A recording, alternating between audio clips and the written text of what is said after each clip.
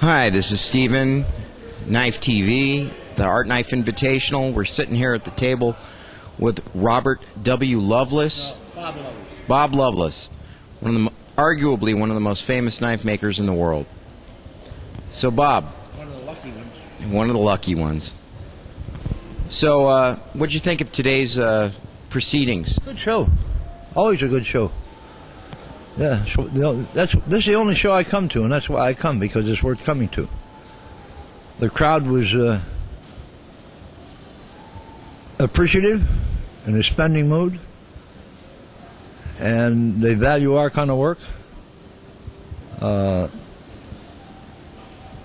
Everybody that attends is pre-qualified by Phil, and I call them, all of us knife makers are sort of pre-qualified. So it's an ideal meeting of maker and customer. Some of the people up there are extremely wealthy, and it was a good show. Bob, if you had to think back on the many years that you've been a knife maker, and when did you say you started making knives? 1954, 51 years ago.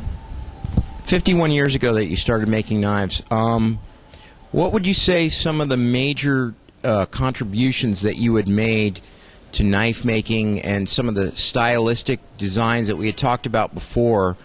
Stylistic is one guy likes a blonde, no one likes a redhead. Stylistic is I hope my knives are designed for their function.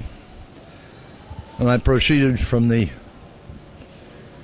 standpoint primarily of a deer hunter in the Pennsylvania woods. And the other lucky part of it was that I was raised during the Depression when there was no money for kids' toys. We made our own. I used to make my toy guns out of the clear pine ends of orange crates. My granddad showed me how to make a slingshot or a rubber gun. That was the fun we had. That's why we had it. Nowadays, you go and spend $1,000 for kids' toys for Christmas, and 2 hours later they're bored. They want to do something else. It wasn't that way in the 30s, but it was an ideal time for a kid to learn to do things for himself, to be self-sufficient. There was a time in 1954 when I tried to buy a Randall knife at Abercrombie and Fitch.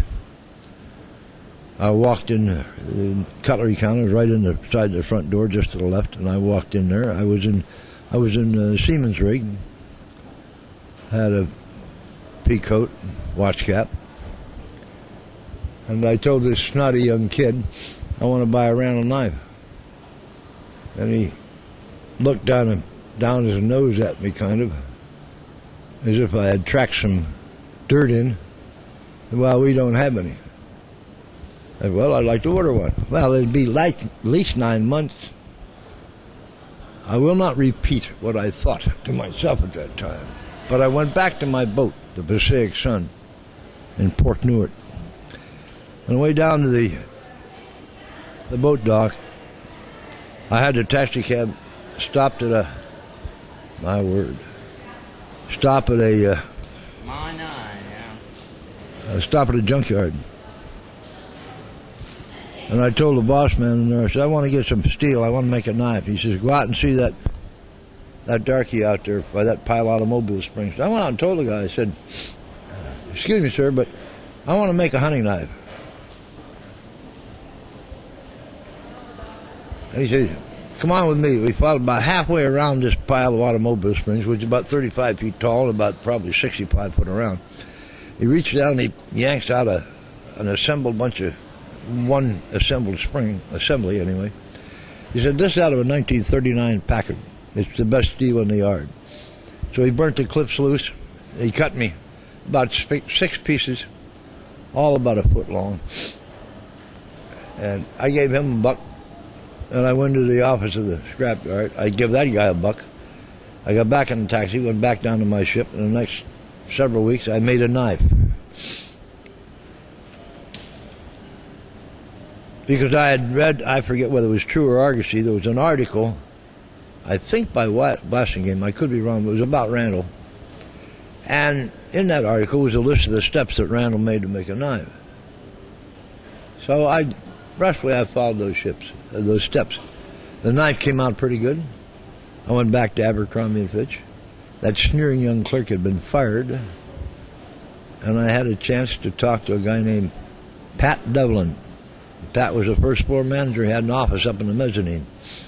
And I told him my tale. I came in to buy a Randall here some weeks ago, and this snotty little kid said he didn't have any, so I went home and I made my own. This is what I made. He took it out of the sheath and he looked at it. He said, "Make some for me." I said, "Okay." I went back to the boat and I made 3 more. Took them back there, I don't know, about 3 or 4 weeks. He gave me $14 a piece for them. I thought, hey, this is great. So I went back to the boat. I went back there about 2 or 3 months after that. Now it's getting toward the end of '54. It must have been September. I walked out to Pat Devlin's desk and I said, "Do you remember Mr. Devlin?" He looked up at me and he vaguely and he clicked. Yeah, you're that fellow Loveless that makes knives." I said, "Yeah." He said, "I need some more." I said, "How many do you want?" He said, "At least a gross." I hadn't finished high school. I later got a GED, but anyway, I said, "A gross." I said, "That's a dozen." He said, "Yeah." He said, "That's 144. He says, "Yeah." I said, "Look, give me a purchase order for half a gross.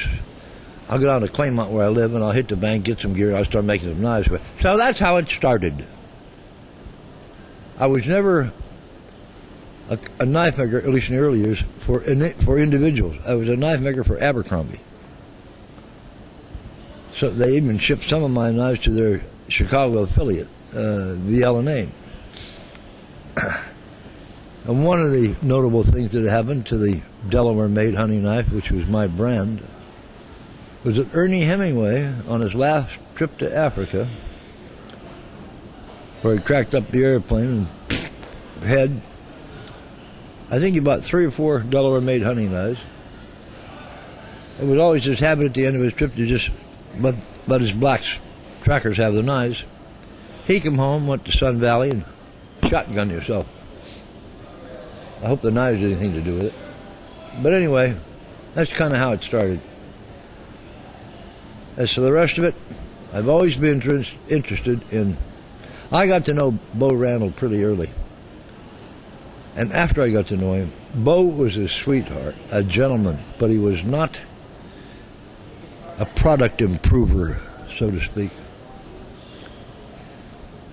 His family owned a Champion Paper Company in Hamilton, Ohio. They had thousands of acres of citrus in Florida. And the knives were sort of an avocation to him. I went at that thing a little differently. This whole idea was to improve the breed.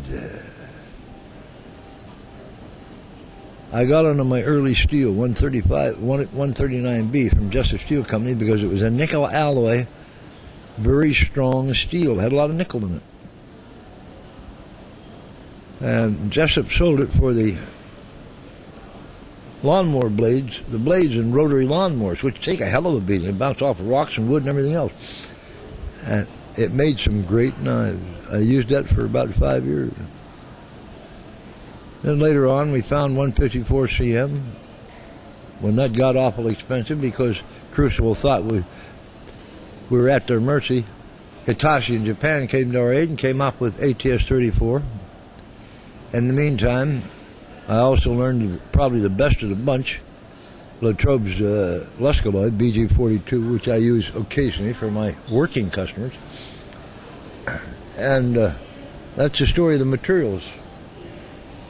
I use my handle material of choice is a canvas micarta, either forest green or maybe yellow or black. We use a lot of stag because stag is so traditional, anybody wants it. As for the designs, they make sense to me. And that's all I can tell you. There are probably 100 different kinds of motor vehicles that a consumer can buy in this country. They all have a wheel at each of the four corners, and they all have an engine somewhere in there. And all of them have a steering wheel on the left-hand side. Now, beyond that, there's all kinds of variation. Well, there's all kinds of variation in knives. You saw up there in that show today 20, 25 different kinds of fancy-looking knives. There's only one other guy there that made my kind of a working knife, and that was Dietmar Kressler. The rest of them were relatively useless knives, although it could be argued they are useful to those who like them because they want to possess them. To me, I wouldn't want to possess them. I have no use for diamond rings. I wear no gold, except my Rolex is a stainless steel watch, not a gold watch. I drive a Honda Accord Coupe because it's a damn good car with good economy. I've spent my money on equipping my shop when it needed it. I've paid off my mortgage. We own our cars, don't have any debts. Knife making has been good to me, but I think I've contributed something to it. We've more than once had a visiting youngster come to the shop and gotten his start at knife making. The last few years we've had other so-called finished knife makers come. They pick up a few tips from me and go back home, put them to work. It's all been for the good. I guess in summary you could say that they damn well know I've been here and they know what I've done. And 200 years from now, some Loveless knives will still be out there working. And that's all a monument a man needs, really.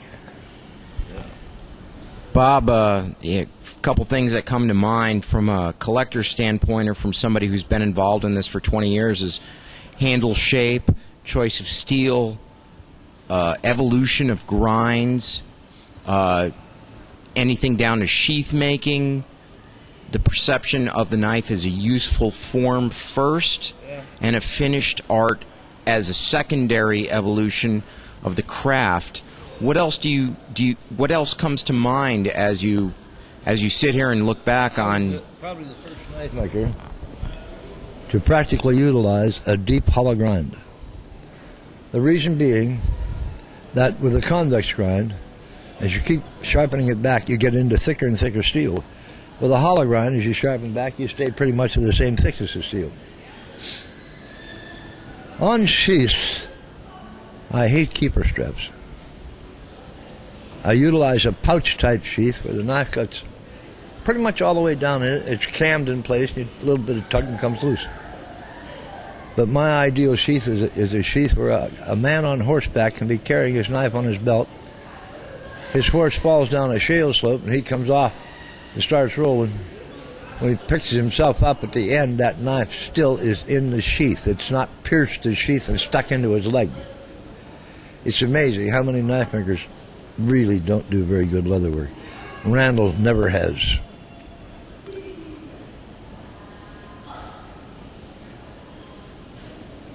Morseth probably, with his old safe lock sheaths, made the best and safest sheaths for hunting knives of anybody I know. And old Harry was a smart guy too. So you've always made knives first and foremost for people that use them, not collectors who just put them up in a case. Yeah. Well, you saw what I put up there today. Same thing I bring to every art knife show. 3 drop hunters and 3 semi-skinners. I don't cater to collectors. I don't dislike them, but my primary purpose is to make working tools. If they appreciate, that's fine. But I've had people come to me and say, I've had a collector come, Bob, I've got some black nice thick mother of pearl. Would you make a mother of pearl handle on my drop down? I said, no, I won't. He said, well, why not? I'm the customer. I said, not my customer. You go to somebody else and make that knife, but I'm not going to make it. I've had customers say, Bob, I don't like that red liner. Can you put a black liner? I said, no, I use red liners. You want a black liner? You go to some lady who uses black lipstick, and maybe she can direct you to a knife maker. I do what I do to please me. And I've been called probably too strong-willed. But by God, that's part of the reason I'm here. We charge more for a 4-inch hunting knife than anybody ever has dared to charge. But they jumped up that table in no time flat. Time and again, I've delivered a knife to a guy for $1,800. Another guy from the same neighborhood will call me back 2 weeks later and say, well, I got this knife number such and such from so-and-so, and I just bought it from him. Can you tell me about the background? I said, yeah, sure. I delivered it 2.5 weeks ago. What'd you pay for it? $2,100. I said, okay, you got a good deal. There's other people are selling for $3,000. There it goes. Why, I don't know. Bob is a longtime collector, and by long time I mean about 20 years plus. I've seen your knives go up in value time and time again, and to me it's both an aesthetic and a practical standpoint. What do you think it is about your knives that separates them from some of the other contemporaries that you might have? What separates a Rolex from a Bulova? It's workmanship, it's reputation, yet they both tell time. I know when the Loveless knife is really going to jump in value. In a few years when the world hears I'm dead. I know of 2 collectors that have probably 75 or 80 knives, Loveless knives, in their personal holdings, waiting for that day. Good luck, more power. Works for them, works for me. I've had people tell me in the past, other makers say, Bob, aren't you angry because these dealers make so much money off your knives? I said, no, I'm not angry. I hope they continue to do well, because the better they do, the more they'll want my knives. And that's exactly what's happened. You can't set up a whole bunch of rules. You just need 1 or 2. Treat people like you'd want to be treated, and do the very best job you can at your job. And beyond that, nobody needs any more rules. Obey the law, vote for the candidate you like. Well, I don't know. I'm 76 years old. I don't know it all. I just know what works for me. Well, Bob Loveless, arguably the most famous knife maker on the planet right now. It's a pleasure to sit with you here right now. Do you have any last words that you might like to say? Nope. Well, there you go. From the Art Knife Invitational in San Diego, California, this is Stephen. Thank you.